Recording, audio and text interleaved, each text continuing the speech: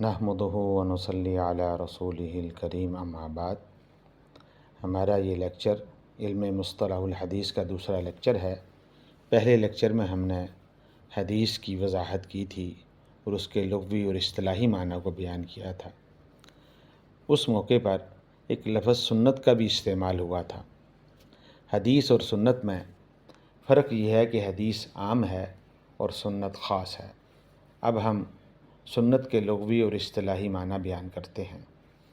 سنت کے لغوی معنی طریقہ اور چال چلن کے ہیں۔ سنت کے یہ لغوی معنی ہمیں قرآن کریم سے بھی ملتے ہیں۔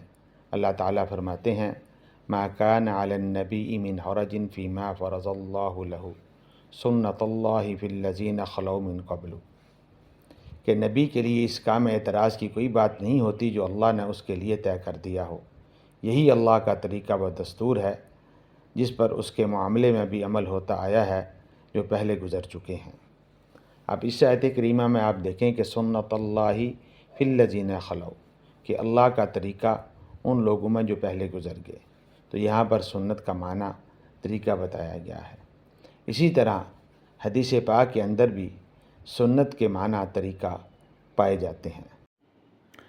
قال رسول اللہ صلی اللہ علیہ وسلم من سن فی الاسلام سنتا حسنتا فلہ اجرها واجر من عمل بها بعدہ من غیر ان ینقص من اجورہم شیء ومن سن فی الاسلام سنتا سیئتا کان علیہ وزرها ووزر من عمل بها من بعدہ من غیر ان ینقص من اوزارہم شیء۔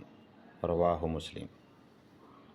کہ آپ علیہ السلام نے ارشاد فرمایا کہ جس نے اسلام میں اچھا طریقہ قائم کیا اسے اس کا ثواب ملے گا اور اس کا اجر بھی ملے گا۔ جو اس پر عمل کرے گا غیر عمل کرنے والے کے اجر میں کمی واقع ہوئے، اور جس نے اسلام میں برا طریقہ رائج کیا اس پر اس کا بوجھ ہوگا اور اس کا بھی جو بعد میں اس پر عمل کرے گا۔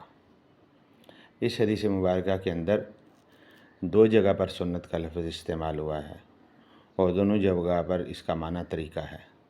پہلی جگہ پر ارشاد فرمایا کہ سنتاً حسنتاً یعنی اچھا طریقہ، اور دوسری جگہ پر سنتاً سیئتاً یعنی برا طریقہ۔